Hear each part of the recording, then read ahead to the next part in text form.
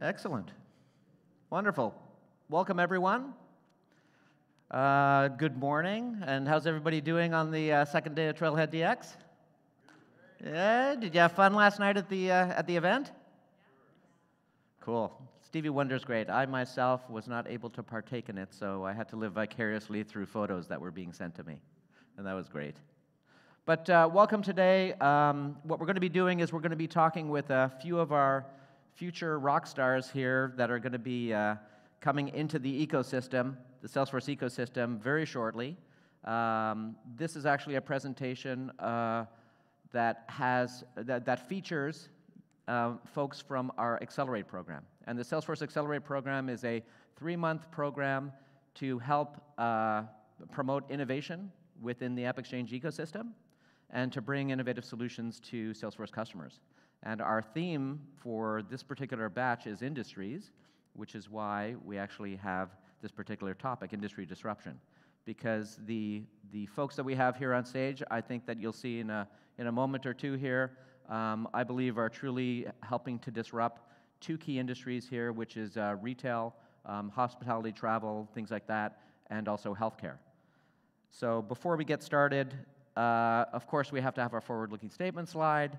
So if we're talking about anything that might be future-looking, please base your decisions, purchasing decisions, on what's available and in market today. So kind of with that, I talked about a little bit about the Accelerate program itself. So this is a formal program. It actually is the next generation of our incubator program, where we actually work hand in hand with a select group of startups and partners to help bring their solutions to market. So they work very closely with Salesforce in terms of product design, and then at the tail end of things in terms of go-to-market, really helping to understand the customer. So I don't want to talk too much about that because I actually want to get into the introductions of our folks here. But just before that, the title of the talk is really Industry Disruption. And disruption has, 2 sides of the coin. There's the disrupted, and then on the other side of the coin, there's the opportunity that's present.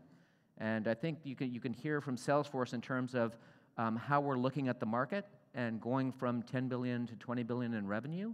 Industries is really central to our strategy.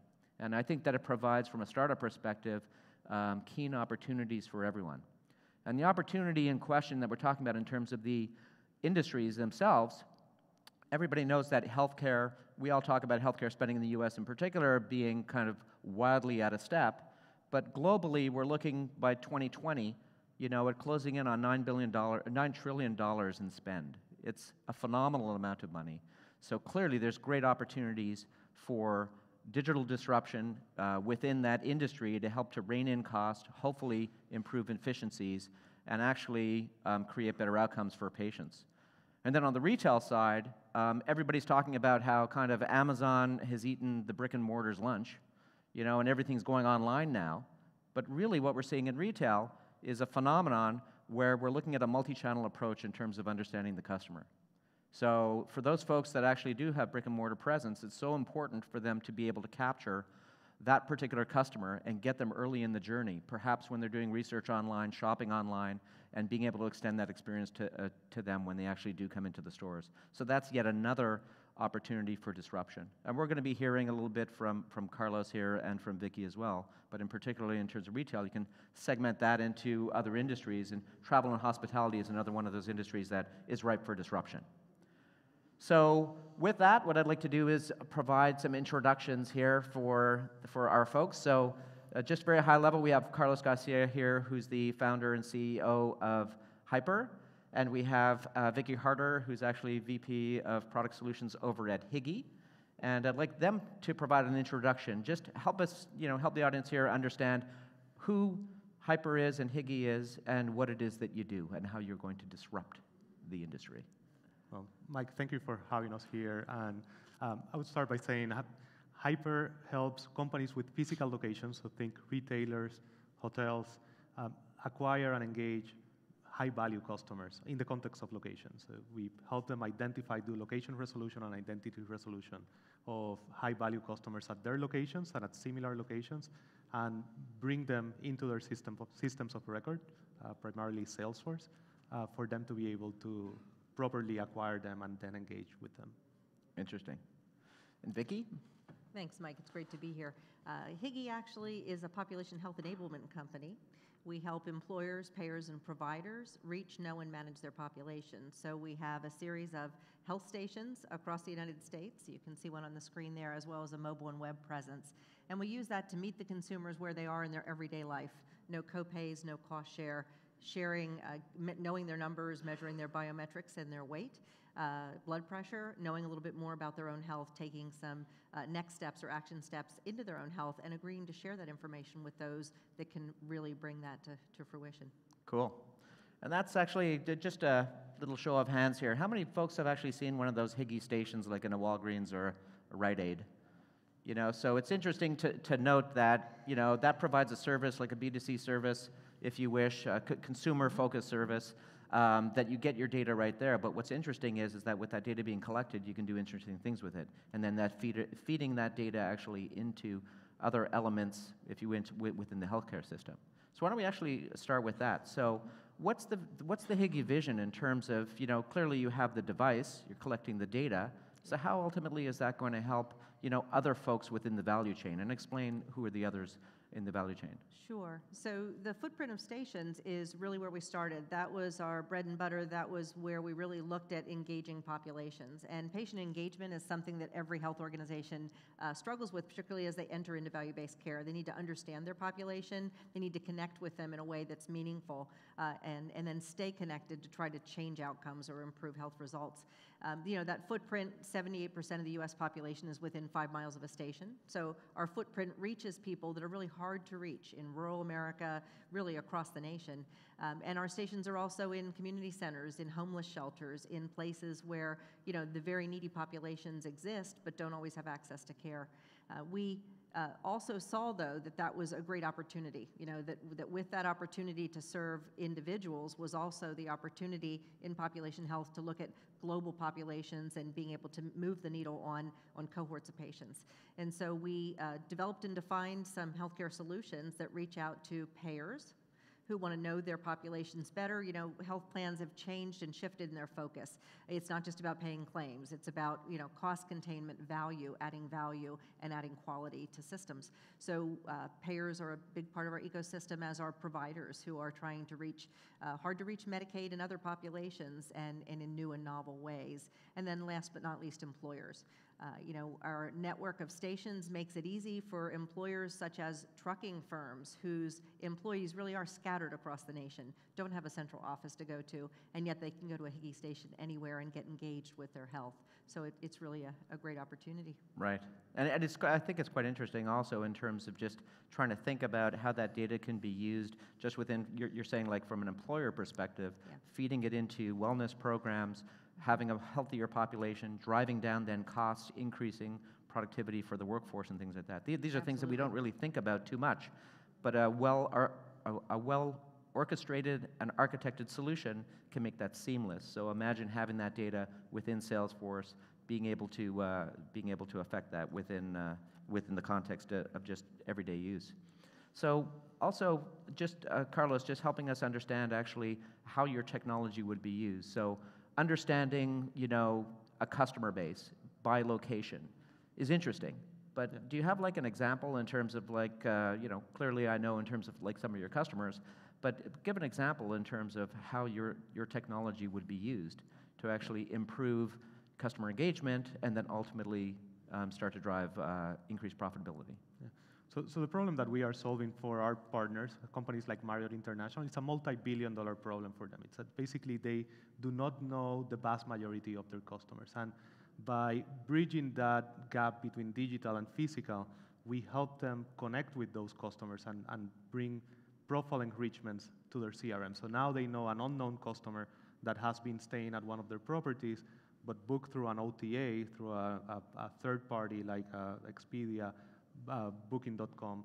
Now they know that customer, and now they can engage with that person in a more personal way. And also they can bring them back to one of their properties, and it's 5 times cheaper for them to bring a customer back once they know them than to acquire an entirely new customer. Right. So, I mean, is it really that big a problem for the hotels in question in terms of you're saying not knowing the customer? Like, what's the percentage in terms of, bookings direct versus, let's say, bookings online? It's about 80% of the bookings are actually booked through an OTA and not directly at Marriott.com or Hilton.com. So right.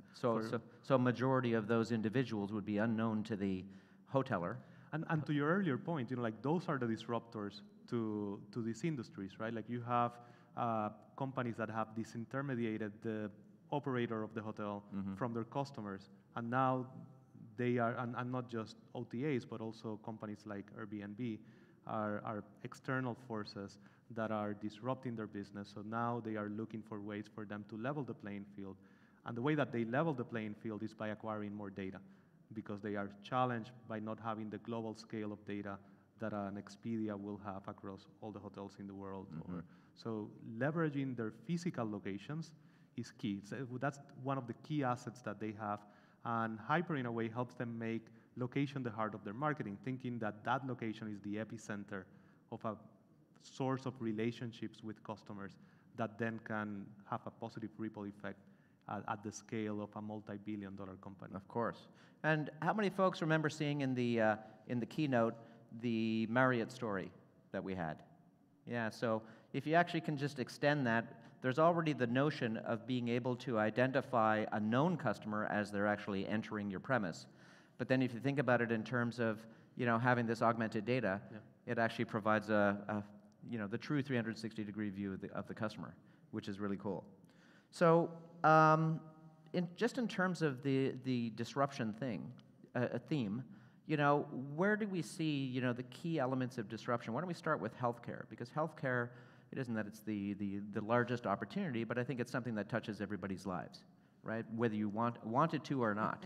But eventually, yes. Yeah, but where are the key areas of disruption? I mean, obviously Higgy was formed for a particular reason. So. Right. Well, the one obvious is that healthcare is far behind all other industries when it comes to technology. I can do more, and my bank knows more about me, I think, than my healthcare providers know about me in terms of that 360 view of me as a consumer. And so, the one thing is it's just ripe for opportunity because of how far behind it is. But above and beyond that, healthcare is about 17% of GDP.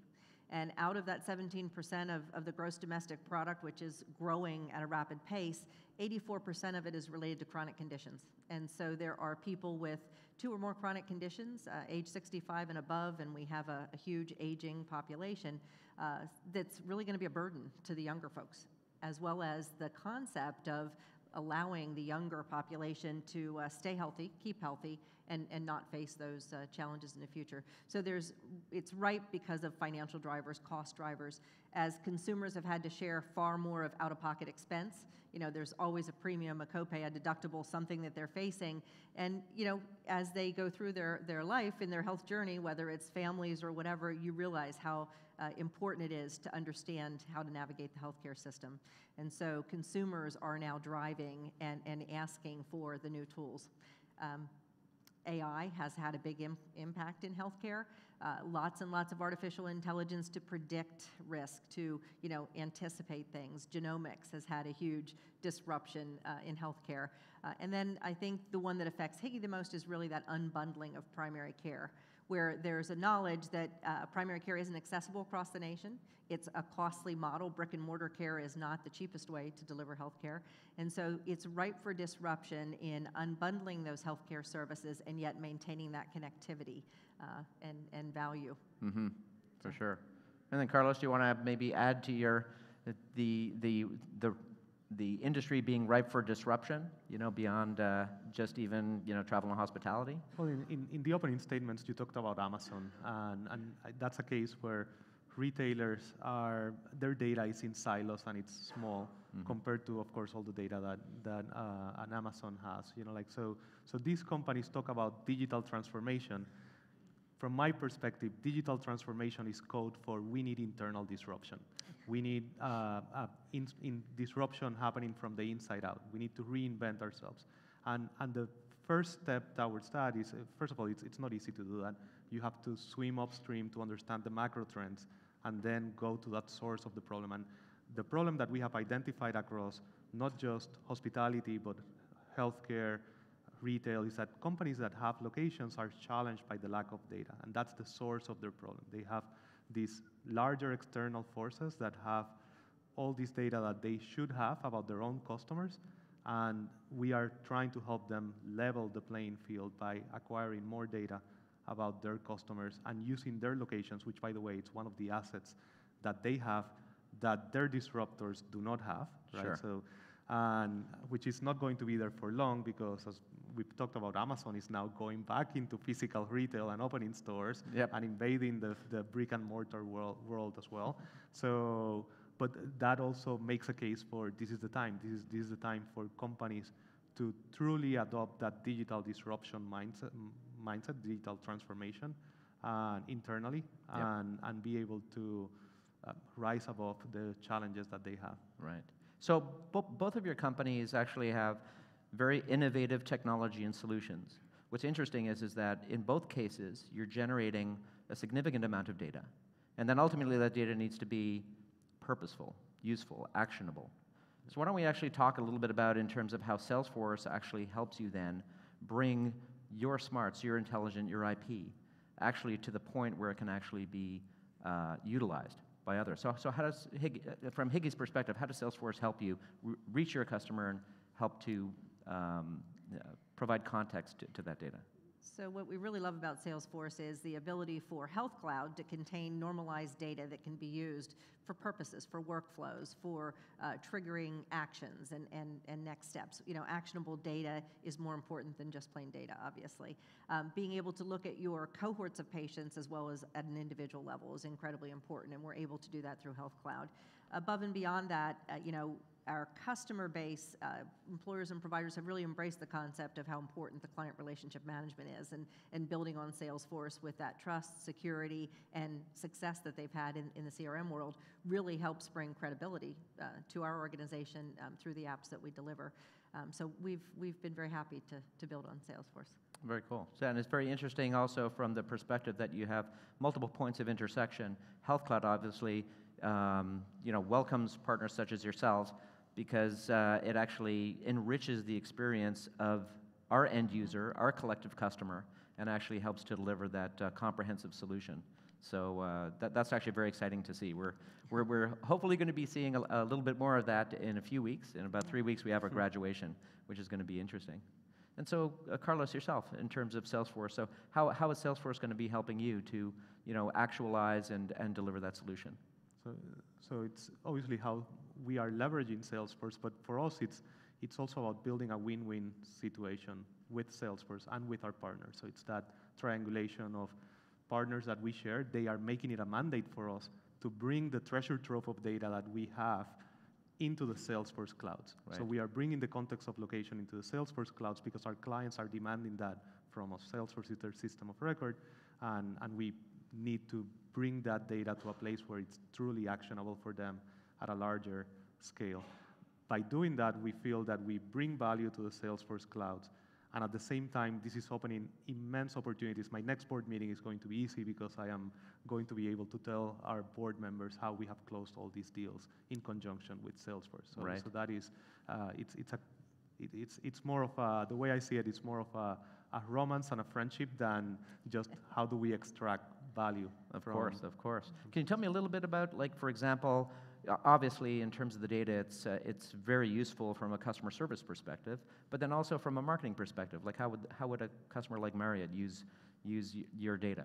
So we believe that the best marketing is a friend's recommendation, and we see that in the real world. A friend tells you about a restaurant, you're going to take that recommendation more seriously than seeing a review on TripAdvisor so we are creating environments where brands like Marriott International can be a part of the story of a guest on location and elevate that experience. And the ripple effect that creates is that now you have an ambassador, now you have an advocate that is at your location telling the world, this is where I am, and I am having a great experience. So we believe that marketing needs to be more authentic, particularly in a post-millennial world where we are all bombarded by the interruption of ads, and Hyper is using that hyper-localized data and the actionability that it has within the Hyper platform and inside the Salesforce ecosystem so that they can now do this at scale. And you know, when you think of the scale of a Marriott International,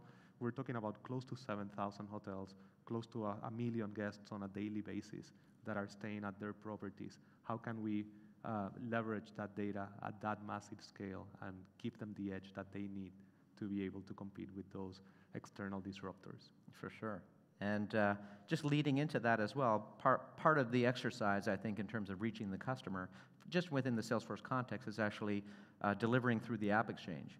So both of you are on your App Exchange journeys right now and working very hard to get those apps to the point of security review and out, which is coming up pretty soon. But it just in terms of the dynamic of the customer base. So one of the things I think that we've talked about before is that 79% of the Fortune 100 have actually installed at least one App Exchange app. So how important is the App Exchange to your overall strategy in terms of reaching your customer within the Salesforce ecosystem? It's really about stickiness, right?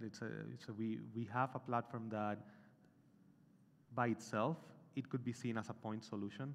The moment that we integrate with Salesforce and the moment that we are becoming a part of their system, now we have a staying power within that organization.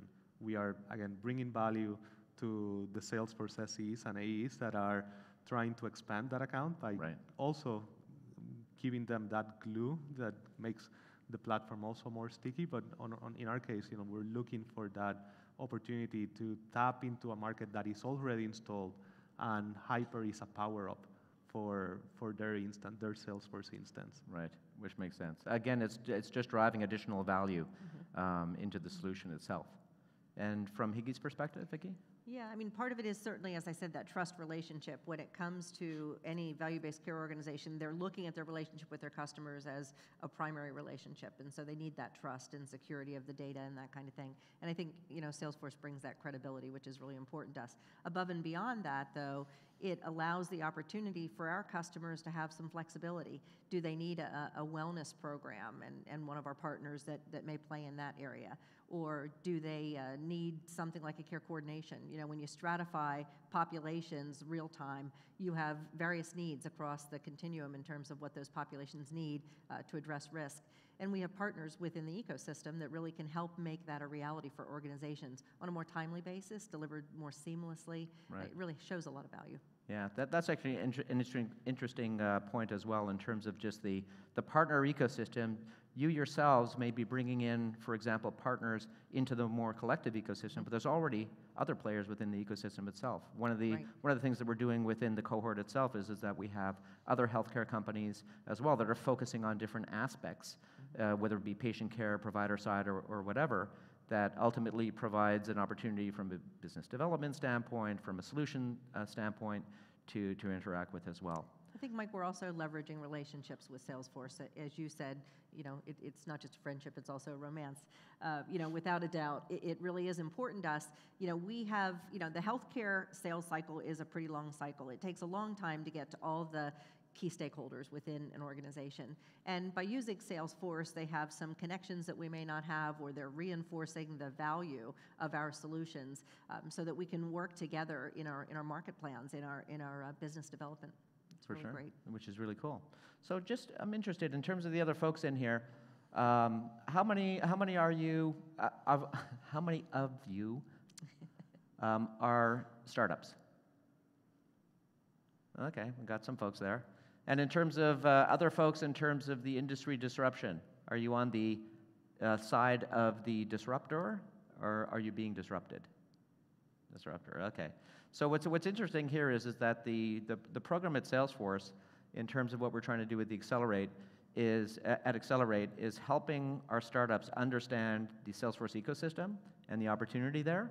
So I'd like to find out, first, obviously, from our panelists here, you're now at Trailhead DX. I think for both of you, this is let's say, a trial by fire in terms of okay, here's the ecosystem. But what's your general impression in terms of this particular community kind of based marketing, in terms of understanding that there's a community that actually cares about the very technology that it is that they're using? How does that actually change the way that you're going to go to market? Well, for us, it's very aligned with our DNA. So a lot of the marketing that we do is really putting the customer in the center and building a community. I think that if anything, being here has emboldened the way that we think big, right? Like now we are thinking of how do we have an impact at a global scale in these tectonic shifts that are happening in retail and hospitality, and how can we be one of the protagonists, if not the protagonist, in helping companies that have locations be very successful. And we get that from being part of this community. We see the network effect. We see it's kind of like, not to be so much of a geek, but like you can see the matrix, right? It's like you can see, like how all of a sudden all these data points connect and all these relationships connect, and we are eager to take that to the next level. I think that where we are, to your point of trial by fire, we are just scratching the surface of how far we can go together. So that's, yeah. Interesting. And Vicky? So I'm the non-geek here. From a business perspective, I can say that it's really exciting to see so many people open and sharing, really transparent about what they're trying to achieve. I love the concept of the equality and the Ohana and how people work together. I find that to be very appealing. Individually for me, the passion that I see matches my passion for healthcare, so that's really fun. From a technology standpoint with our company, Higgy is really happy to see the level of support and value that it's I say it's, go in all or go home. You really have to think about giving your portion of your time, effort, education, engagement, but it's really fun to see what you can achieve with the networking and with the partnerships and with all of the Salesforce team. Right. And it's kind of interesting, just I think the passion that our customers bring to the table, it crosses all industries. So what'll be, I think, very interesting is that, especially when there's, such disruption that right now is happening all around us. So in other words, that you're riding this wave right now. So retail in particular, travel, hospitality, healthcare, these are industries that Salesforce is helping to disrupt, but it's already happening around us. So with the customer base being that much more passionate about that, I think it ultimately helps. So I kind of want to shift gears just a little bit in terms of, providing a little bit more context, because Higgy, I think, is a little bit more mature startup, if you wish. You've had to actually go a manufacturing route, getting machines into stores. And how many outlets do you have right now? So we have over 11,000 Higgy stations across the United States, an amazing footprint. And then in addition to that, about 1,500 stations in community centers, churches, homeless shelters, areas of the community, not necessarily in retail locations. So we really hit healthcare at the intersect with retail as well. Wow, that's amazing. That's a little bit more mature. And then we have Hyper. You're getting started. Obviously, you have customers and all that stuff, which is great. So I think that you have a validated solution and all that stuff. But just with respect to how you're looking at kind of your next moves. So in particular, the Accelerate program was your entree into saying, okay, I'm doubling down with Salesforce right now. So could you talk a little bit about in terms of what this looks like for you? It's like, not necessarily from a product perspective, but more strategically in terms of where you're going with this.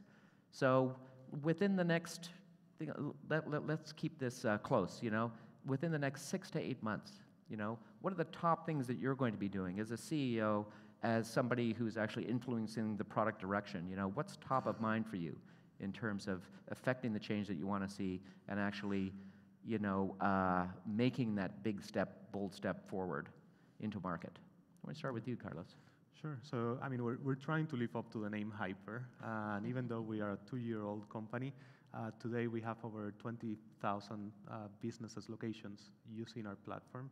And a lot of them are Salesforce customers. And so, like I said, we're just scratching the surface. The next 6 months to 8 months is going to be, how do we scale? We have a sense of product market fit. I think that we've gotten to a point where we've gotten adoption, and we've kind of taken a top-down approach in the market. First, the Marriott Internationals of the world, or the 24-hour fitness. They have about 5% of the gyms in the US, or Westfield malls. And we've gotten those customers that have created the halo stories. Now we need to go to the rest of the market and go to market in a much larger, at a much more larger scale than what we have done in the past. And that acceleration, no pun intended with Salesforce Accelerate, but it's actually starting there, right? Like now we again, to my earlier point, we can see the matrix of all these opportunities that we have. That gives us focus. Now we can say, okay, we're going to work more in a more focused way in these particular industries where we know we have product market fit, and we are going to make sure that we have we become the category leader. So hopefully 8 months from now, we will be able to say we are the category leaders in location-based marketing. Excellent. And you have Dreamforce to look forward to within that 8-month period as well. Yes, so that's coming up very soon. Which can give you a very big boost. And of course, having the lighthouse customer Marriott, being front and center within Salesforce's presentation at this show obviously helps as well. And Vicky, what's kind of your focus? So I think it's two-pronged. One is obviously the app development. We have an app on the App Exchange now that has some gaps in it that we'd like to close. We'd like to enhance that product. Since I've come to Higgy, we've identified population health solutions, because the one thing true about population health is it's not one size fits all. So we have some additional solutions that we've prioritized, and we would like to build and be sure that they're made available through App Exchange, as well as the potential co-offerings that we may have with some partners. I think the second prong is really our existing customer base, and really looking to build those case studies, that validation, that market validation that's so important in healthcare, that helps us tell that story better. Really, which is great. So just before we break into to Q&A, let me just pull up the slide here again. I just wanted everybody to know that we have, in the App Exchange Den, we have folks, let's see, yeah, we have other partners that are actually going to be demonstrating today, but actually both of you are actually in the App Exchange Den, so we can come and see your solutions and things like that. So I think that would be a great place to kind of finish off at, unless we have any questions from the audience. No? So I think thank you very much. And again, thank you very much for being on the panel, but also thank you for coming. Thanks a lot. Thank you so much.